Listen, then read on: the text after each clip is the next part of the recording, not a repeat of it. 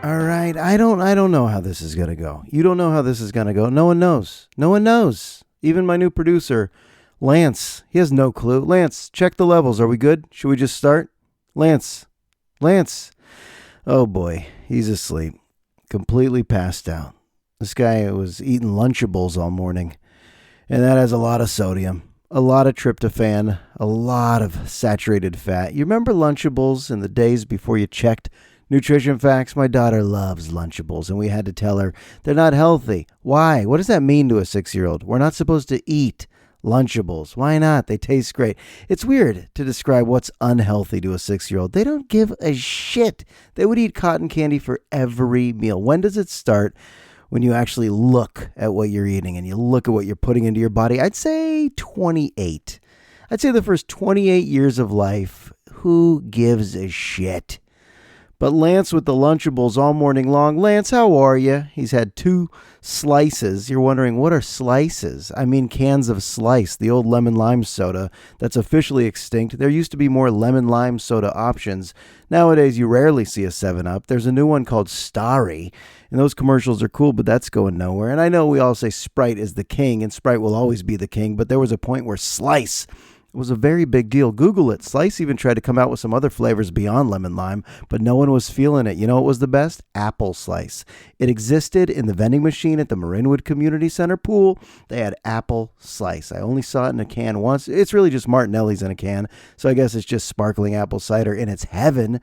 But Slice, we miss you, buddy. We do miss you. And Lance is completely done. He has overdosed on Lunchables and Slice. Should we just get into this bitch? Yeah, let's do it.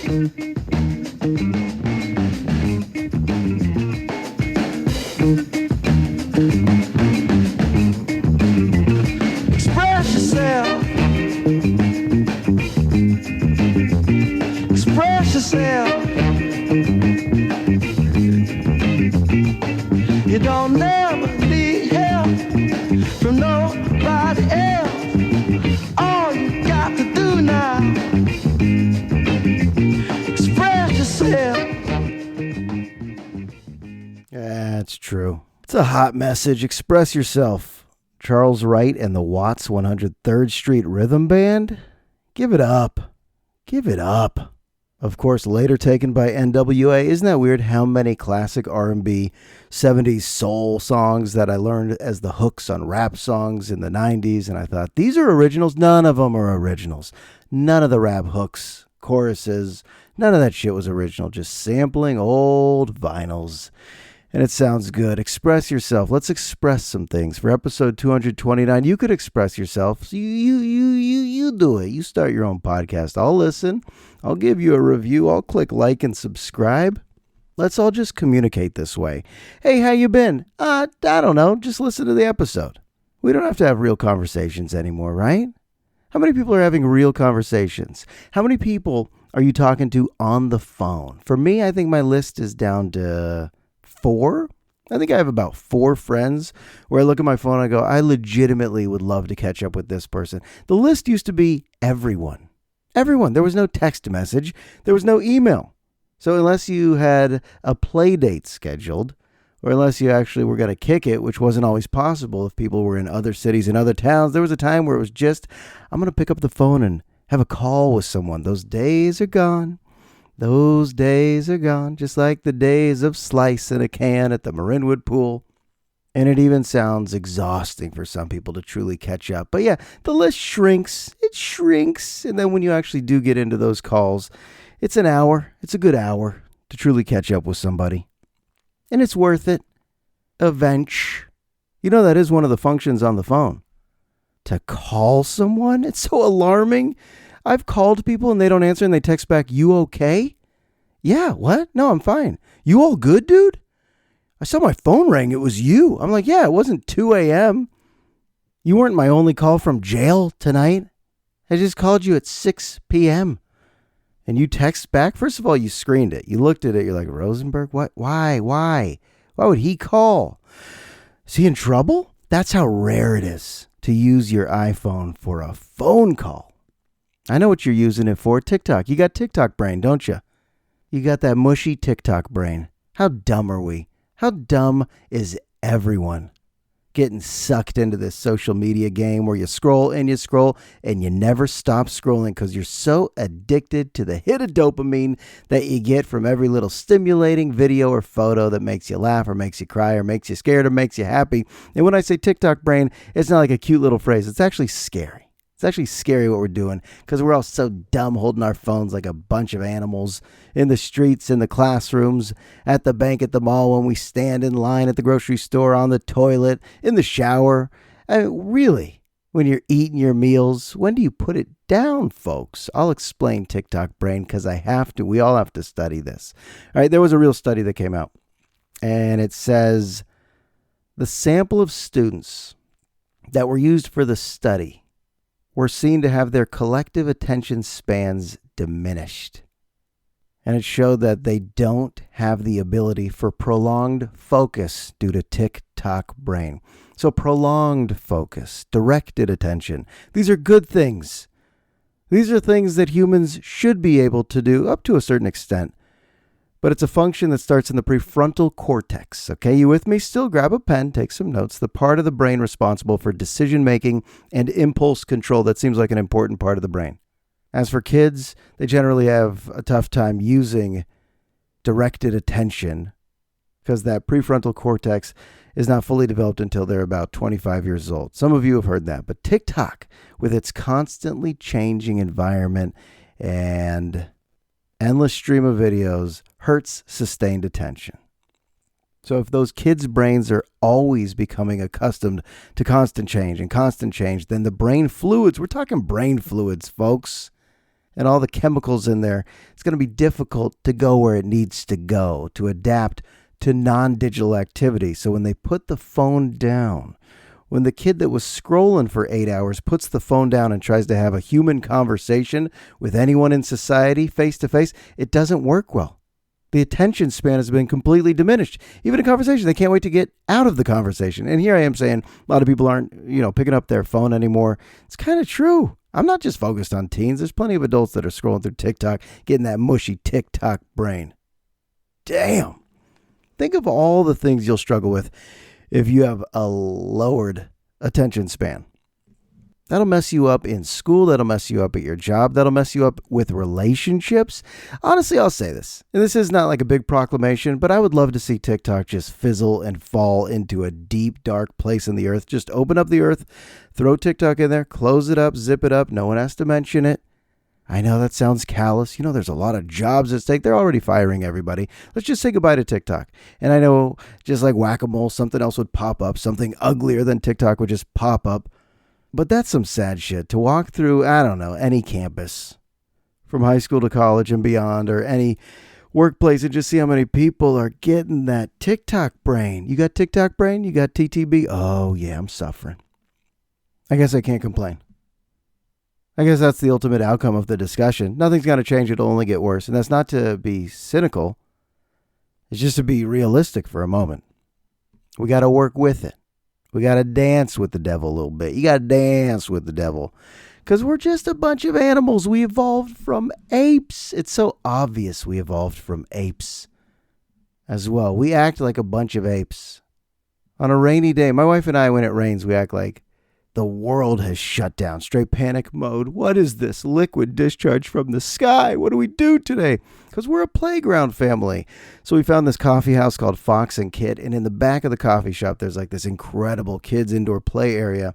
It's got like a big grassy hill. It's got a wall to climb on. It's got a dress up room. It has an upstairs room where you just kind of bounce off the wooden walls. It's tough to describe. There's like a big chute, like a laundry chute, but kids are just going down it. A kid's chute. But mainly, it's a big grassy hill with fake grass. Then underneath that is like a meditative mouse hole. What are you picturing? Because I'm picturing it in my head because I've seen it. But as I describe it, you're like, what type of acid dream is this? It's called Fox and Kid. It's so fun. It's so expensive, but I think it's worth it because our kids love it. So we went in there, and after just 10 minutes, my wife was like, it's so obvious that we used to be apes. I was like, yes. Because we've seen apes. We've been to the zoo. What is a zoo? It's just a big playground for animals. There's a bunch of stuff these animals are just sliding around on, climbing, swings and slides, So you go to the zoo, you see animals on a playground. We take pictures and we say we went to the zoo. But look at your kids. If you have little kids, you're always at the zoo. Have you ever been to a playground and it's just like a bunch of kids? Like shoulder to shoulder, sweaty, snotty kids. None of them know each other, but they're all just in unison. There's a symbiosis to the situation. Everyone's kind of on the same page. They're a bunch of strangers. They don't have to be friends, but they're all playing the same game. The game is called We Evolved from Apes. Look at us climbing up shit, swinging off shit, sliding down shit. Honestly, these kids are still apes. We're not that far evolved. Our egos make us pat ourselves on the back a lot. Like, look how intelligent, look how intellectual we are. Not really. We're a bunch of apes scrolling through TikTok. You take kids to a jungle gym or a playground anytime. Just watch them play. Straight animal shit. It's like watching animals. These kids at Fox and Kid are just log rolling down a fake grass hill into each other. And it's fun. Bouncing off the walls, swinging from the chandeliers. And parents, good parents are supposed to regulate it, but the bad parents are doing nothing but just sipping their coffee, letting their kids get wild. We all know those parents who aren't regulating a damn thing. And we go, where's his dad? This kid is eating someone else's sock. Where's this girl's parents? Freckles over there in the corner. Freckles has been doing a handstand for about 7 minutes. Her face is red with blood. The blood has rushed to her face. Where's Freckles' parents? They're nowhere to be seen. They're having a cappuccino elsewhere. What are you going to do? Ask them to act less like apes at Fox and Kid or any playground? All of this was apparent even before Darwin and a bunch of scientists proved it, studied it, and proved it, and said we've evolved, or whenever it happened that we were able to piece together that all those bones discovered of Cro-Magnon and Neanderthals and Homo erectus. I don't want to get into the details. Maybe I barely understand the details. But the point is evolution's a real thing. So anyone who didn't even have the Origin of Species book to read through, by the way, that's a tough read. I think I made it through 3 pages and tapped out of that one. But wasn't it known? I mean, some of these discoveries weren't until the 1800s, maybe the 1700s. But you go before that, like, weren't people in the 1300s and the 1400s and the 1500s pretty certain that we came from apes? If they ever saw apes, weren't they like, oh, yeah. We even kind of look like, I look like an ape. I look like a monkey any day. You look at me, I look at myself in the mirror, it's monkey-like. And that's not an insult. Monkeys are cute. I'm cute. I'm cute like a monkey, but damn, I look like a monkey and I play like a monkey. And when I was a kid, it wasn't even evolution. I was just still a monkey. But then we started wearing clothes, and I guess we evolved, and we got jobs, and we urbanized, industrialized, and we're doing this thing called society, where we live in society with social norms. But social norms are tough for a lot of people, because we're apes. And we got a bunch of apes who misbehave still, and what do? We put them in jail, or we give them a trial. All right, that's a segue. That's a hot segue. Trials on TV shows can be very interesting. Trials in movies like My Cousin Vinny, A Few Good Men, Jury Duty with Pauly Shore. It's a awful one, but you know what I mean. Sometimes Hollywood makes a trial look exciting. And we have young people in the world who want to be lawyers, or who at least think it sounds fun to play the game. And there's an opportunity for them called mock trial. High schools across America do something called mock trial. I knew nothing about this, and I know I've talked about it a little bit, but I was kind of tasked with this role of advisor or mock trial coach over at Terra Linda. When I was hired, they said, hey, you want to do mock trial? I was like, yeah, sure. I didn't know what it was. I thought it was like a lunchtime club or something. What's mock trial? Literally. I'm going to use the word literally like the teens. I literally had no clue what it meant. What it means is you got all these high schools with about 15 to 20 kids who take on roles. They're all reading the same case, the same fictional case. Could be a felony, could be a murder. And then they have prosecutors and defense attorneys, and they practice and they practice and they practice. So my role, I just call myself the coordinator. I'm not coaching anything. There's real lawyers who I think they do it without getting paid, just from the kindness of their hearts. There are lawyers for every school.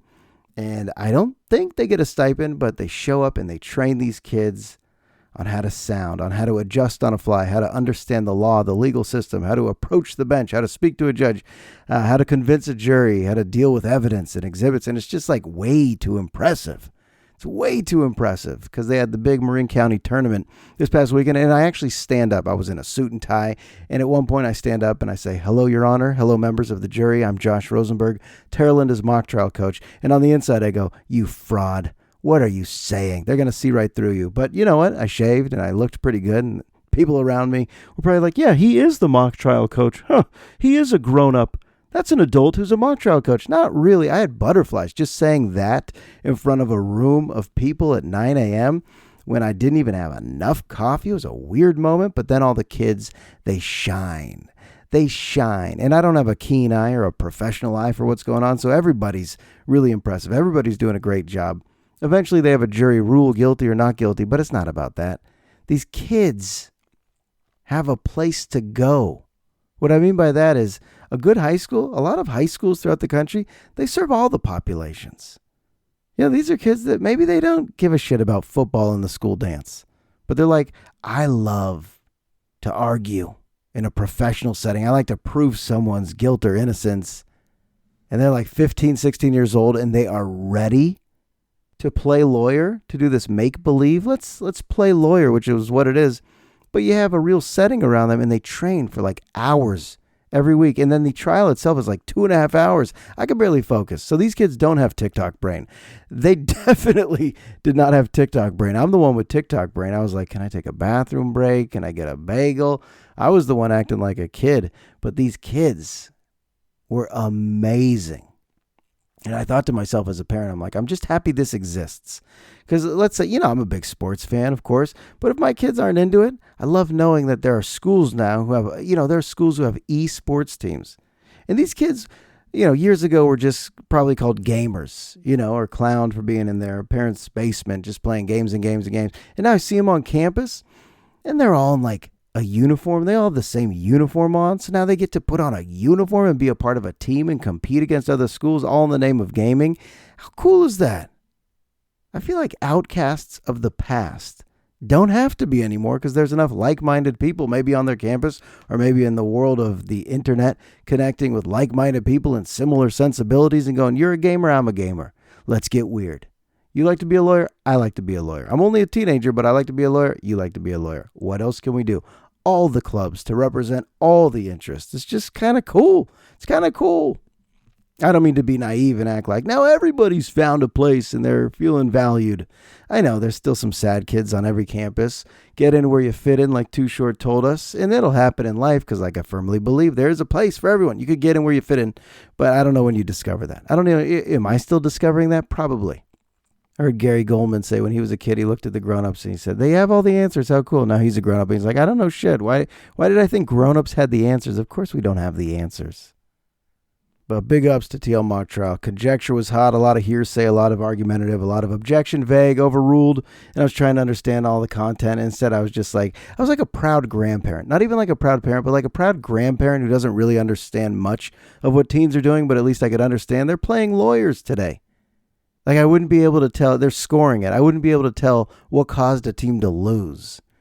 It's like if I was to watch any NHL game, I wouldn't be able to see which team is better. I could watch an NBA game and I could see there's a better team. Like usually I could tell, oh, that team's better. When I watch sports, oh, that team's better. When I watch mock trial, I don't know who's better. Who would ever win? They're all great. But there's no ties, folks. I don't know. There ain't no ties.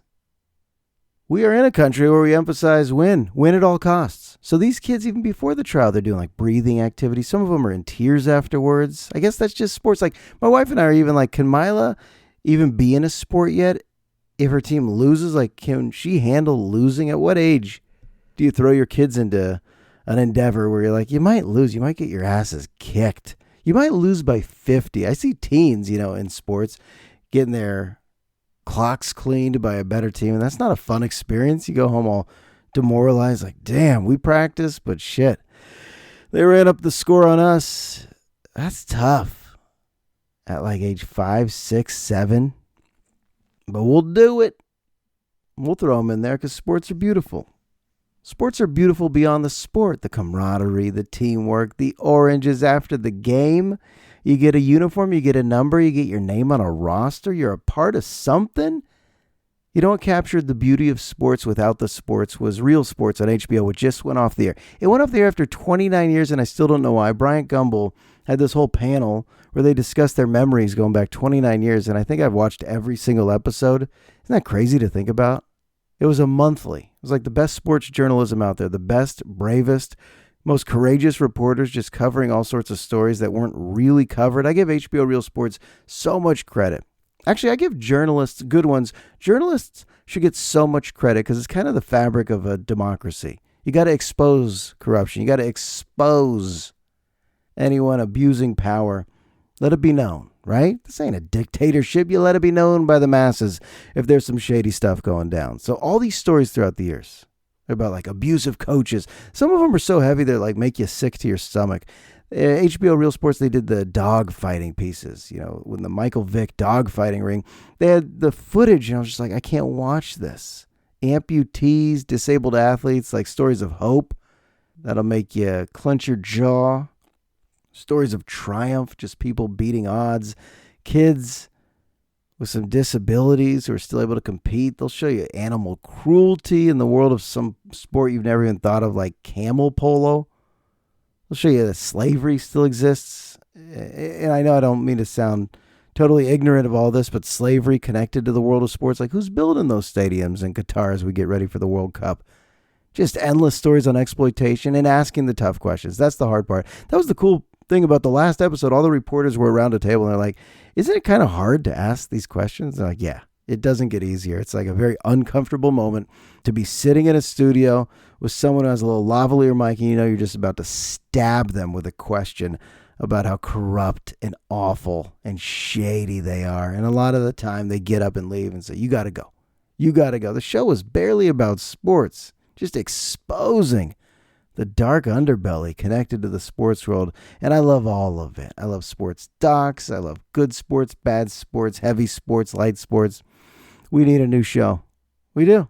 If HBO Real Sports goes off the air, who is going to teach me about the Russian athletes who are doping up a storm? Who's going to teach me about the Hawaiian surfers who saved Lahaina on the rescue mission after the wildfires? Who's going to teach me about little Kyle LaGrasso who had one eye removed?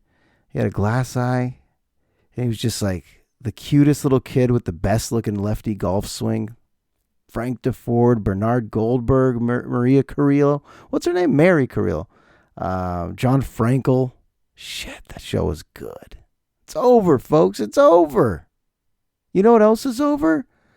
Ingenuity. Not the real thing, but that was the name of a Mars helicopter who got damaged and they had to pull the plug on a Mars mission. There's still a lot of other Mars missions going on. And I actually couldn't care less, and I'll prove that. I'm going to go out right now and prove it, that I could not care less about updates from Mars, although the headline captured my attention. Folks, I get a Sunday newspaper from the Chronicle and the IJ. I read if the headline's good, I read the article, and this was like, Mars pulls the plug on the mission as Ingenuity is damaged. I'm like, what the fuck? What? So I read a little bit. Actually, no, I read the whole article. Let me give myself some praise. I read the whole thing. And basically, nothing was discovered. This thing was probably in circulation or orbit. I don't know the words. I just know it was trying to find life. You know how long the U.S. has been funding Mars missions? Since the 60s. You know how much money? I did Google this because I was like befuddled and bewildered and beside myself with curiosity. But not the good kind of curiosity. Like the good kind of curiosity is like, that's interesting. But I was like, this is the dumbest shit ever. Billions, like $31 billion has gone in to Mars missions. And in this time, we've never discovered shit. There was an article like, we believe there might be some water, some evaporated water on the dusty rocks. And that was a big deal. Everyone got excited about some images, the red planet. We didn't find anything. There's never been any life discovered. Can we tap out and give up and put that money towards something else? Could we put that money towards healthier grocery stores in the hood? Can we put that money towards Alzheimer's research? Can we put that money somewhere else? What are we doing? And here's the point. I haven't made the point yet. You're still listening. You're wondering, is he getting to the point? Here's the point. Even if they found life, let's just say these Mars mission helicopters are like, yeah, we're filming these Martians humping and dancing, snorting all sorts of dusts up there. We got them. What does that do for my day today? I'm still waking up tomorrow, eating oatmeal, going to teach, chilling with my daughters at the playground, watching Netflix with my wife at night, recording these dumb podcasts. Don't call them dumb. Be nice to yourself. Come on, some kind self-talk. But honestly, that wouldn't change any of our lives. So we're funding billions and billions of dollars into trying to understand if there was ever life, because that's the ultimate question. It's not, was there ever evaporated water on some dusty rocks? Oh, what a boring breakthrough that was. But it's, is there life? Was there ever life? Let's just say they said, yeah. Yeah, NASA told us it's a yeah. There's life, lots of life, and there's been life there. That is fine maybe for a 2-minute conversation at the water cooler, right? I guess you text with your friends. Did you guys hear about Mars? Maybe it's a great YouTube video, and then we all continue our lives the way they were. It wouldn't impact us at all. I'm not being naive. I'm not being closed-minded. Mars will stay Mars. Earth will stay Earth. It's great. We had enough technology to go send some shit out there to give us some images, but no one would be impacted if the findings were amazingly informative and amazingly revealing of all the wild shit that's going on.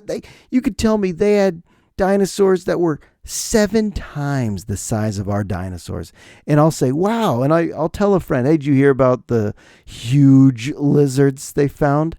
And my friend will probably go, yeah, man, that's wild. So did you see the Niners? Yeah, I caught the Niner game. That was great. Headed to the Super Bowl. I mean, really, if we find out more about Mars, isn't it just for our own curiosity, our own interest? I don't think we have to make any changes. I don't think it's a threat. I don't even understand the funding. Am I funding it? My tax dollars? What's the goal? I want to go to a press conference and talk to someone at NASA.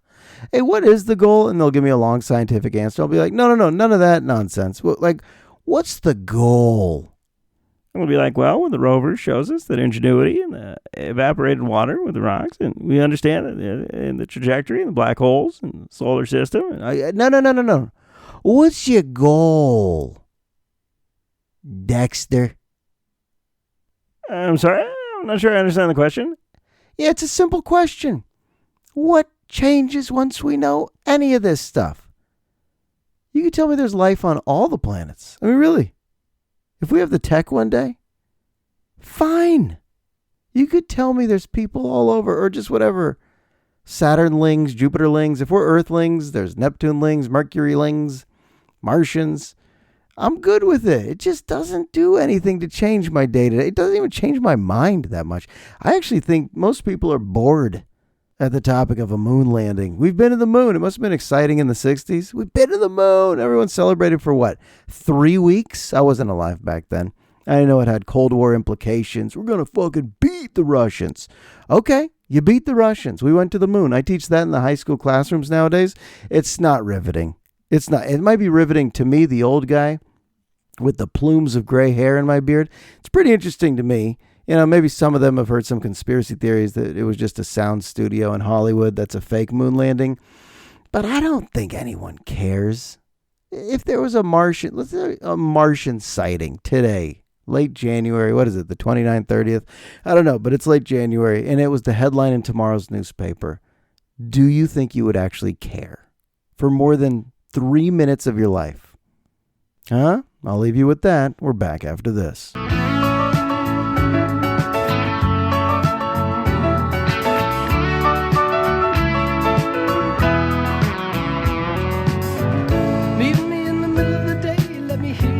Everything's okay. Bring me southern kisses from your room. Meet me in the middle of the night. Let me hear you say everything's all right. Let me smell the moon. All right, that had nothing to do with anything. That's Steve Forbert's Romeo's Tune coming at you live on episode 229. You thought I was going to play Intergalactic by the Beastie Boys because that would have been a little more fitting. You did, didn't you? You thought I was coming at you with a little Intergalactic. which would have made a little more sense, huh?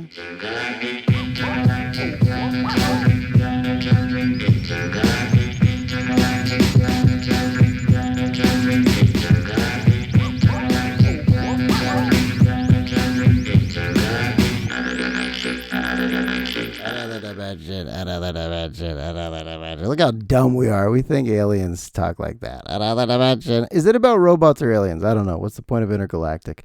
It's a good song, though. Good album. Everything the Beastie Boys ever did was pretty good.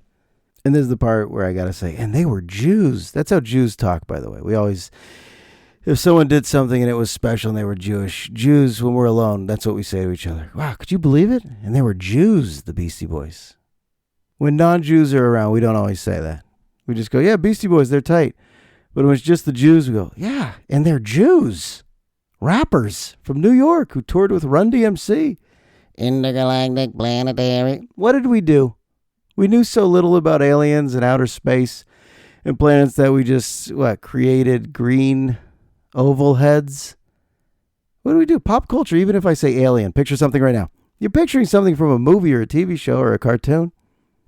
Look how dumb we are. With our mushy TikTok brains, the way we picture aliens, intergalactic, planetary. Holy moly. With all due respect. No one's ever said anything nice after that intro statement. With all due respect. You see Newsom and DeSantis, they had a little debate a couple months ago. I don't know why they had a debate. No one needed to debate Newsom and DeSantis. What are they, running against each other for something? No, it's just two governors having a debate to talk shit to each other. But I loved how they would always say, well, look, Governor, with all due respect, and then just bash each other, just verbally abuse and mistreat each other on national television. Governor, with all due respect, you're the last person I would ever talk to about poverty. Well, Governor, with all due respect, you're a piece of shit. Oh, thanks for saying with all due respect. Well, whoa, Governor DeSantis, with all due respect, I would like you to shut the fuck. Okay, and Newsom, with all due respect, you repulse me and many Americans. Well, Governor, it was like, how do you moderate? They call him moderator or mediator. I actually don't know in this moment. It was Hannity, I think. And he did a fine job because occasionally the subject would change. So that means the moderator or mediator did a fine job if they could get the guys to shut up and change the subject, which they did. I thought it was a watchable debate. And I'm saying that because I'm done with debates. I'm saying that now, but if we just have more Trump and Biden, am I wrong to say some of us have just lost interest? Like 4 years ago, this was hot. Is it okay if we're apathetic now? Isn't that a good thing? If we're not so triggered by the thought of Trump and Biden again? I'm going to try. I'm going to try to be a little apathetic. Like, who cares? The opposite of how I was 4 years ago. When we cared too much, that wasn't healthy. I want to be healthy. I want to keep doing my Wim Hof breathing. I don't want to be on any social media, especially TikTok, where you scroll until your brain turns into a bucket of flarf, which they sell at the dollar store. Flarf is where you stick your thumb into some orange slime and it makes a the fart sound, and it's so funny every time. Oh, you're not laughing at Flarf at the dollar store, the orange slime, where you stick your fingers into that little jar and it just rips fart sounds? Of course you like that. Why am I talking about Flarf? Actually, I'm so tired right now and I'm feeling the first remnants of sickness. You know, it starts in the throat. Here it comes. Got to hit that zinc. You got to hit that oil of oregano. You got to hit that Epicor postbiotic. I'll hit it all in a moment and have a little tea, but I have to remember, why am I talking about Flarf? Because I want to be healthy, right? And I don't want my brain. Oh, this is like a Sudoku for the brain. Remember how you got onto a topic. Next time you're in a good conversation with someone, you should try to backtrack 3 topics. It's so hard. Like, why are we talking about this? Because I said I want to be healthy. I don't want a TikTok brain that's like a jar of flarf. I want to be healthy and avoid the intensity of a Trump and Biden campaign election season. No thanks. No thanks to that. What the hell is even going on with us these days? I'll ask you, do we think we know a lot because of Google? Isn't that weird? Like, we think we know a lot because of Google? Are we like so much more informed than previous generations of Homo sapiens because of Google? We just type it in. We all just go off the first answer, right? when we Google something, we're not scrolling. We're not reading academic journals. We're just reading the first bold. They put it in a bigger font. We just read the first bold one. We're like, yeah, okay. I guess that's it. I guess Pringles were invented by a guy named Lionel in the bayou in 1812. And why he put him in a tennis ball looking canister? It's because he loved tennis. If you Googled what are the origins of Pringles, or if you Google anything, are people nice in Kansas? What are the top 3 languages spoken in Cambodia? You wouldn't research that much. You would just take the first source and go, yeah, now I learned a lot. The sources have to be right? I don't know. No one's checking it. That's why we have skeptics. That's why we have conspiracy theorists who are like, no, you can't trust that. And they kind of have a point too. You can't just trust everything, man. That's what the government wants you to do, is to trust everything. Like this morning, I like driving my daughter to school. She always asks a couple of good questions. Like the sun was blinding me today. I was driving like 4 miles per hour down the street. I was like, Mila, this is not safe. I had my head out the window, sunglasses. I was like, should we just park? I don't want to hit a dog. I can't see. It was scary. We've all been there, right? And she said, what is the sun even made out of? I was like, good question. And I was like confident by saying fire.